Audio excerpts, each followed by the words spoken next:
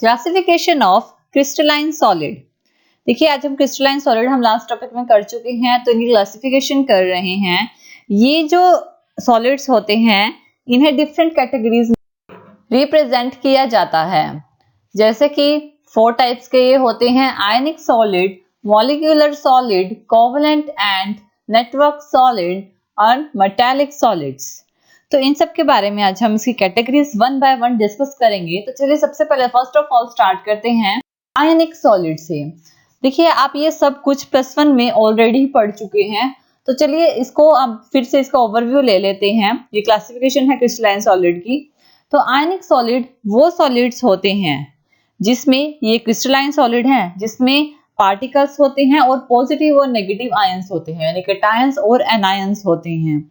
यानी कि मान लीजिए सोडियम क्लोराइड की बात करें, सोडियम का एटॉमिक नंबर 11 है, क्लोरीन का 17 है। सोडियम के आउटर मोस्ट शेल में 1 इलेक्ट्रॉन होता है जो कि वो किसी को दे सकता है। क्लोरीन के आउटर मोस्ट शेल में 7 इलेक्ट्रॉन्स होते हैं। क्लोरीन को 1 इलेक्ट्रॉन की जरूरत होती है। तो सोडियम अपना 1 इलेक्ट्रॉन लूज करके Na पॉजिटिव चार्ज क्रिएट कर लेता है, और क्लोरीन जो कि सोडियम ने लूज किया है 1 इलेक्ट्रॉन, उसको गेन कर लेता है और गेन करके नेगेटिव चार्ज को क्रिएट कर लेता है। तब बनता है NaCl, यानी कि Na पॉजिटिव और Cl नेगेटिव आयंस इसमें होते हैं। ये होते हैं हमारे आयनिक सॉलिड्स। देखिए इन्हें 3 डायमेंशनल स्पेस में अरेंज करके भी दिखाया जाता है, और ये स्ट्रॉन्ग फोर्स में यानी इलेक्ट्रोस्टैटिक फोर्स ऑफ अट्रैक्शन की स्ट्रॉन्ग होती है। इसकी जो कैरेक्टरिस्टिक्स हैं, इनकी कैरेक्टरिस्टिक्स है आयनिक सॉलिड्स की, कि सबसे पहली कि इनकी जो इलेक्ट्रोस्टैटिक फोर्स ऑफ अट्रैक्शन होती है वो स्ट्रॉन्ग होती है। इसमें इनका स्ट्रॉन्ग अट्रैक्शन होने की वजह से इनका मेल्टिंग और बॉइलिंग पॉइंट भी हाई होता है। ये क्या होते हैं? इंसुलेटर्स होते हैं, यानी कि इलेक्ट्रिसिटी को पास नहीं करते जब ये सॉलिड होते हैं। लेकिन क्योंकि सॉलिड के केस में इनके पास कोई फ्री इलेक्ट्रॉन नहीं होते, फ्री आयंस नहीं होते, तो इसमें अगर इन्हें एक्वस सॉल्यूशन में मिक्स कर दिया जाए तो ये मोल्टन हो जाते हैं। मोल्टन स्टेट में ये गुड कंडक्टर होते हैं इलेक्ट्रिसिटी के, क्योंकि उस टाइम इनके पास फ्री आयंस आ जाते हैं। नेक्स्ट, ये जो होते हैं पोलर सॉल्वेंट में सॉल्युबल होते हैं और नॉन पोलर में इनसॉल्युबल होते हैं। इनके फोर्स ऑफ अट्रैक्शन स्ट्रॉन्ग होती है, तो ये क्लोजली पैक्ड होते हैं। ये होते हैं आयनिक सॉलिड्स। नेक्स्ट होते हैं हमारे सेकंड मॉलिक्यूलर सॉलिड्स। देखिए मॉलिक्यूलर सॉलिड्स जो होते हैं उन्हें 3 कैटेगरीज में डिवाइड किया गया है। सबसे पहले होती है 3 कैटेगरीज है: non polar molecular solid, polar molecular solid and hydrogen bonding. ये सब कुछ आप +1 में कर चुके हो। तो सबसे पहले देखते हैं नॉन पोलर मॉलिक्यूलर जो कोवलेंट बॉन्ड्स जो होते हैं वो क्या होते हैं। नॉन पोलर मॉलिक्यूलर सॉलिड्स ये जो होते हैं, ये जो क्रिस्टलाइन सॉलिड्स होते हैं इसमें पार्टिकल्स भी होते हैं, एटम्स भी होते हैं। इनमें नोबल गैसेस जो होती है जैसे हीलियम, आर्गन, नियोन, ये सारी हीलियम गैसेस होती हैं। और नॉन पोलर मॉलिक्यूल्स जैसे कि H2 molecule, I2 molecule, Cl2 molecule जैसे अट्रैक्शन होते हैं। इसमें जो फोर्स ऑब्टेन होती है वीक डिस्पर्जन फोर्स होती है, यानी जैसे हाइड्रोजन और हाइड्रोजन, 2 हाइड्रोजन मिलके आपस में एक बॉन्ड को शेयर करते हैं, कोवलेंट बॉन्ड बनाते हैं और क्या होते हैं अपने स्टेबल हो जाते हैं, H2 बना लेते हैं। तो ये सारे नॉन पोलर कोवलेंट बॉन्ड्स होते हैं। इनमें ये जो बॉन्ड्स होते हैं, जैसे कि अगर हम किसी नोबल गैस की बात करें, नोबल गैस स्टेबल होती है, उनकी आउटर मोस्ट कॉन्फ़िगरेशन कंप्लीट होती है, स्टेबल कॉन्फ़िगरेशन में होती है। तो अगर 2 हीलियम एटम्स लें तो इसमें क्या होता है कि इलेक्ट्रॉन का कुछ पार्ट, यानी कि इस हीलियम एटम का कुछ पार्ट इसके पॉजिटिव की तरफ अट्रैक्ट होने लग जाता है। इसका भी थोड़ा ऑपोजिट डायरेक्शन, यानी ये वाली शेप आ जाती है। मोमेंट्री होती है डायपोल की, जहां पे जिसकी तरफ वो अट्रैक्ट होता है वो मोमेंट्री डायपोल, और जो अट्रैक्ट होता है वो इंड्यूस्ड डायपोल होता है। इनके बीच में जो फोर्स लगती है इसे फोर्स ऑफ अट्रैक्शन कहते हैं। ये डिस्पर्जन फोर्स होती है जो कि लंदन फोर्स होती है, और ये वीक फोर्स होती है। तो ये जो सॉलिड्स होते हैं ये सॉफ्ट होते हैं, इस वजह से ये कहते हैं, क्योंकि ये क्या होते हैं कि इंटरेक्ट तो करते हैं लेकिन कंबाइन नहीं होते, अट्रैक्शन लगती है जो कि एक वीक अट्रैक्शन होती है, weak intermolecular force of attraction होती है।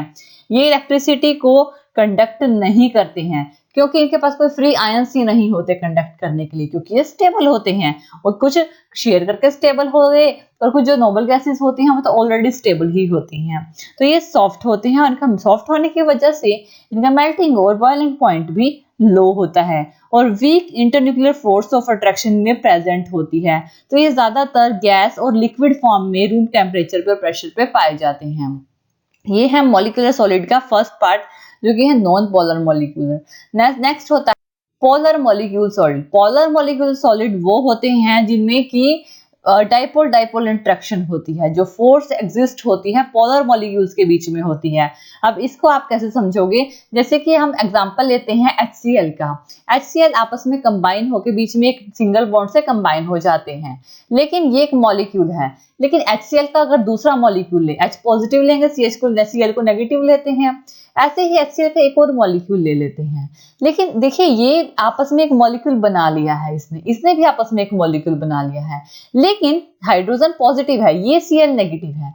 ये मॉलिक्यूल से एक वीक फोर्स से अट्रैक्ट होता है। इनके बीच में ना पॉजिटिव और नेगेटिव होने की वजह से इनमें एक अट्रैक्शन लगती है, एक डाइपोल है और एक डाइपोल है, तो डाइपोल डाइपोल इंटरेक्शन होती है। तो डाइपोल डाइपोल अट्रैक्शन होगी और ये क्या होते हैं, जब इनको बॉयल करते हैं तो इजीली क्या हो जाते हैं, बॉयल कट ऑफ हो जाते हैं अपने, यानी इनके बीच का जो फोर्स होता है डाइपोल डाइपोल अट्रैक्शन के बीच में अट्रैक्शन होती है वो एकदम से टूट जाती है। ऐसे ही इसका ये H पॉजिटिव है तो थोड़ा छोटा सर्कल बनेगा, Cl नेगेटिव है तो बड़ा सर्कल बनेगा। ये आप +1 में कर चुके हो। तो इनके बीच में जो होगी डाइपोल डाइपोल अट्रैक्शन होती है। तो यानी एक मॉलिक्यूल का नेगेटिव पार्ट दूसरे मॉलिक्यूल के सेम मॉलिक्यूल के पॉजिटिव पार्ट से अट्रैक्ट होना, ये पोलर मॉलिक्यूल सॉलिड्स में आते हैं। देखिए ये जो सॉलिड क्रिस्टलाइन सॉलिड्स होते हैं ये इसमें वैन डर वाल फोर्स लगती है और इन सॉलिड्स में ये जो सॉलिड्स होते हैं ये सॉफ्ट होते हैं और इलेक्ट्रिसिटी को कंडक्ट नहीं करते हैं। ये देखिए इनका जो मेल्टिंग पॉइंट और बॉइलिंग पॉइंट होता है ये नॉन पोलर के कंपैरिजन में थोड़ा ज्यादा होता है, लेकिन ज्यादा भी नहीं होता, थोड़ा ज्यादा होता है लेकिन ज्यादा नहीं होता है। अब देखिए ये तो हमारे हो गए मॉलिक्यूलर सॉलिड का दूसरा पार्ट जो कि है पोलर मॉलिक्यूल। थर्ड का है hydrogen bonding, hydrogen bond molecular solid. जो हाइड्रोजन बॉन्डिंग होती है, हाइड्रोजन बॉन्ड मॉलिक्यूलर सॉलिड्स होते हैं, ये जो सॉलिड्स होते हैं जब हाइड्रोजन किसी हाई इलेक्ट्रोनेगेटिव एलिमेंट के साथ, एटम के साथ अट्रैक्ट करता है और अपने को अट्रैक्ट करके शेयर करता है और पेयर बना लेता है, वो होता है हाइड्रोजन बॉन्ड। हाइड्रोजन बॉन्डिंग की भी आप +1 में कर चुके हो, यानी ये जो हम सारे आज कर रहे हैं ये आप ऑलरेडी +1 में कर चुके हो। हाइड्रोजन बॉन्डिंग जैसे कि हाइड्रोजन किसी भी high electronegative element, high electronegative element कौन से होते हैं, जो हैलोजेंस होते हैं वो सारे हाई इलेक्ट्रोनेगेटिव एलिमेंट होते हैं, क्योंकि उनको अपनी आउटर मोस्ट शेल पूरी करने के लिए सिर्फ एक ही इलेक्ट्रॉन की जरूरत होती है। हाइड्रोजन हाई इलेक्ट्रोपॉजिटिव होता है क्योंकि उसको सिर्फ एक ही इलेक्ट्रॉन होता है, तो इसलिए वजह से इनके शेयर होते हैं। यानी हाइड्रोजन के साथ किसी हाई इलेक्ट्रोनेगेटिव एटम की बॉन्डिंग होना, वो होते हैं हाइड्रोजन बॉन्डिंग। जैसे कि X हमारा कोई भी एलिमेंट होगा जो कि हाई इलेक्ट्रोनेगेटिव होगा, ये होते हैं हाइड्रोजन बॉन्ड मॉलिक्यूलर सॉलिड। ये जो सॉलिड होते हैं ये वोलेटाइल लिक्विड्स होते हैं, ये सॉफ्ट सॉलिड होते हैं रूम टेम्परेचर पे और इसका ओपेक प्रेशर होता है। ये क्या होते हैं, नॉन कंडक्टर होते हैं, इलेक्ट्रिसिटी को कंडक्ट नहीं करते। इनका मेल्टिंग और बॉइलिंग पॉइंट जो होता है ज्यादा होता है। मॉलिक्यूलर जो सॉलिड्स में हमने पोलर किए, नॉन पोलर किए, उनसे ज्यादा इनका मेल्टिंग और बॉइलिंग पॉइंट होता है, नॉन पोलर के कंपैरिजन में भी और पोलर्स के कंपैरिजन में भी। ये होते हैं हमारे हाइड्रोजन बॉन्डिंग को जो रिप्रेजेंट करते हैं। नेक्स्ट देखिए कंडीशन जो है हमारी हाइड्रोजन बॉन्डिंग की अलग अलग होती है। जो मॉलिक्यूल होते हैं हाइड्रोजन उसी एटम के साथ कंबाइन होगा जो हाई इलेक्ट्रोनेगेटिव होगा, ये इसकी कंडीशन होती है। तो सिर्फ हाइड्रोजन की ही हाइड्रोजन बॉन्डिंग जैसे कि नाम, तो हाइड्रोजन कंबाइन होगा। नेक्स्ट ये क्या, किसके साथ हाई इलेक्ट्रोनेगेटिव एटम कौन से होते हैं, फ्लोरीन, ऑक्सीजन, नाइट्रोजन, इनके साथ कंबाइन होते हैं। हेलोजेंस जो सबसे ज्यादा हाई इलेक्ट्रोनेगेटिव होते हैं उनके साथ कंबाइन होते हैं। नेक्स्ट होते हैं कोवलेंट एंड नेटवर्क सॉलिड्स। ये जो सॉलिड थर्ड टाइप के सॉलिड्स हैं, देखिए ये जो सॉलिड्स होते हैं ये क्रिस्टलाइन सॉलिड्स होते हैं। इनमें जो हमारे नॉन मेटल एटम्स होते हैं वो लिंक होते हैं, एडजस्ट होते हैं और कोवलेंट बॉन्ड बनाते हैं, वो होते हैं कोवलेंट बॉन्ड। देखिए इसमें क्या है, सबसे कॉमन एग्जांपल है कोवलेंट नेटवर्क सॉलिड का, जो नेटवर्क बनाता है वो होता है कार्बन का। कार्बन में क्या दो एलोट्रोपिक फॉर्म, कार्बन के अलग अलग एलोट्रोपिक फॉर्म होती है। कार्बन के जो बॉन्ड होते हैं, जो इसमें जो देखिए जो कोवलेंट बॉन्ड्स जो बनते हैं, इनमें जो कोवलेंट बॉन्ड्स जो बनेंगे वो स्ट्रॉन्ग बॉन्ड होते हैं और ये डायरेक्शनल इन नेचर होते हैं। ये जो सॉलिड होते हैं वो हार्ड होते हैं और ब्रिटल भी होते हैं। इनका मेल्टिंग और बॉइलिंग पॉइंट बहुत ज्यादा होता है। ये क्या होते हैं, इंसुलेटर्स होते हैं। ये इलेक्ट्रिसिटी को कंडक्ट नहीं करते।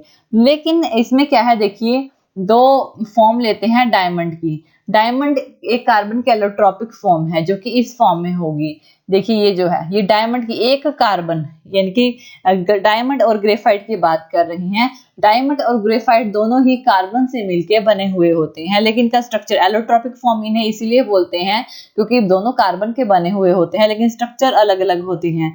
ग्रेफाइट जो होता है वो कोवलेंट सॉलिड होता है, लेकिन ग्रेफाइट सॉलिड होता है और गुड कंडक्टर होता है इलेक्ट्रिसिटी का। ग्रेफाइट गुड कंडक्टर होता है इलेक्ट्रिसिटी का, लेकिन सॉलिड होता है।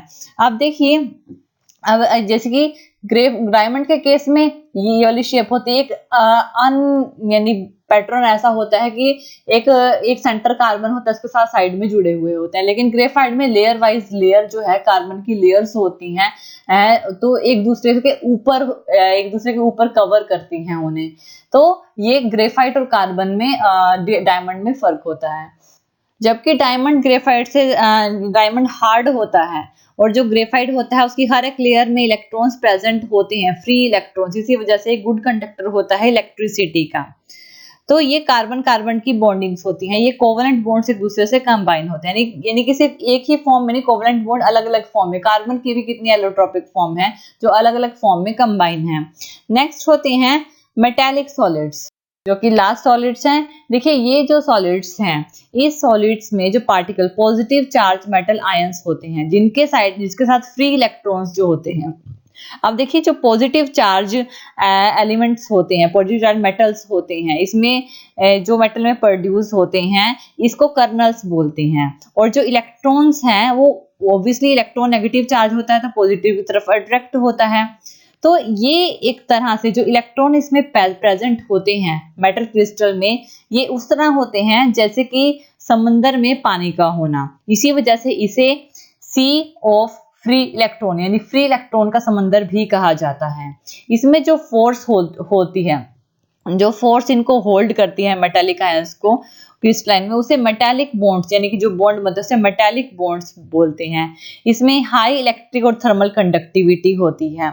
और इसके अलावा ये जो बॉन्ड होते हैं, ये जो इसमें लस्टर्स होती है और कलर्स होते हैं। इसमें फ्री इलेक्ट्रॉन्स होते हैं, इसमें हाई मेटेलेबिलिटी होती है, हाई डक्टिलिटी होती है। तो पॉजिटिव चार्ज को कर्नल्स बोले, इसके अराउंड फ्री इलेक्ट्रॉन्स मूव करेंगे। तो ये मेटालिक सॉलिड्स हो गए। तो हमने 4 टाइप्स के, यहाँ पे क्या किया, हमने 4 टाइप्स के सॉलिड किए हैं। आयनिक, ये है हमारे पास ionic solid, molecular solid, hydrogen bond यानी हाइड्रोजन सॉलिड जो होते हैं, और ये इसके मॉलिक्यूलर सॉलिड्स के पार्ट्स हैं non polar, polar, hydrogen bond और कोवलेंट, ये 3rd टाइप का है। और 4th है मेटालिक सॉलिड्स। देखिए आयनिक सॉलिड्स में पॉजिटिव और नेगेटिव आयंस होते हैं। ये इलेक्ट्रोस्टैटिक फोर्स ऑफ अट्रैक्शन से जुड़े हुए होते हैं। NaCl इनका एग्जांपल है, sodium chloride, lithium fluoride, magnesium oxide, zinc sulphate, ये इनका एग्जांपल है। आयनिक सॉलिड जो होते हैं हार्ड होते हैं और ब्रिटल होते हैं। और ये क्या होते हैं, इंसुलेटर होते हैं जब ये सॉलिड होते हैं। और एक्वस फॉर्म में ये इलेक्ट्रिसिटी को कंडक्ट करते हैं, यानी एक्वस फॉर्म जब यानी कि इनको एक्वस फॉर्म में इनको मिक्स कर दिया जाता है, एक्वस हो जाते हैं, तो ये क्या करते हैं, इलेक्ट्रिसिटी को कंडक्ट करने लग जाते हैं। इनका जो मेल्टिंग पॉइंट होता है वो हाई होता है। नेक्स्ट है जो हमारे मॉलिक्यूलर सॉलिड होते हैं, नॉन पोलर, पोलर और हाइड्रोजन बॉन्ड। जो नॉन पोलर्स होते हैं वो उसमें एटम्स में कोई नोबल गैसेस हो सकती हैं, नॉन पोलर मॉलिक्यूल्स हो सकते हैं। इनके बीच में एक लंदन फोर्स लगती है जो कि डिस्पर्जन फोर्स इन्हें बोलते हैं। इसमें Ar2H2 जो कि एक दूसरे को अट्रैक्ट करते हैं। ये सॉफ्ट होते हैं, इंसुलेट करते हैं, यानी कि बैड कंडक्टर होते इलेक्ट्रिसिटी के। और इनके मेल्टिंग पॉइंट बहुत ज्यादा लो होता है, इनकी लो डेंसिटी एंड वोलेटाइल होते हैं। ये पोलर पोलर में पोलर मॉलिक्यूल्स होते हैं जिसमें डाइपोल डाइपोल की इंटरेक्शन होती है, जैसे कि HCl SO2। ये भी सॉफ्ट होते हैं, इंसुलेटर होते हैं और लो मेल्टिंग पॉइंट इनका होता है। हाइड्रोजन बॉन्डिंग में हाइड्रोजन बॉन्ड करते हैं किसी भी हाई इलेक्ट्रोनेगेटिव एलिमेंट के साथ, तो ये क्या नेचर क्या है इनका, हाइड्रोजन बॉन्ड का होता है, जैसे H2O NH3 HF कुछ भी। इनकी फिजिकल जो प्रॉपर्टी होती हैं, फिजिकल नेचर होता है, ये सॉफ्ट होते हैं, इंसुलेटर्स होती हैं और लो मेल्टिंग पॉइंट के होते हैं।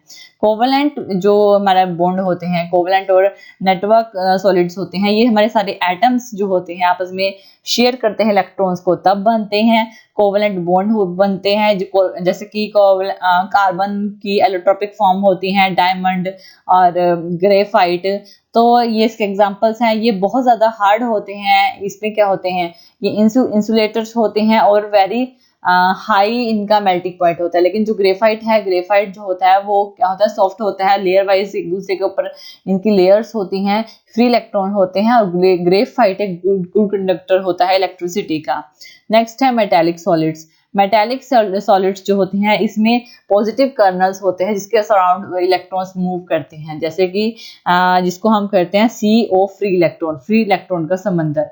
इसमें मेटालिक बॉन्ड्स बनते हैं और इसमें जो मेटल्स होते हैं और अलॉयज इसमें सारे प्रेजेंट, इसमें मेटल अलॉयज को लिया जाता है। इसका एग्जांपल है, ये हार्ड होते हैं और कंडक्ट करते हैं इलेक्ट्रिसिटी को।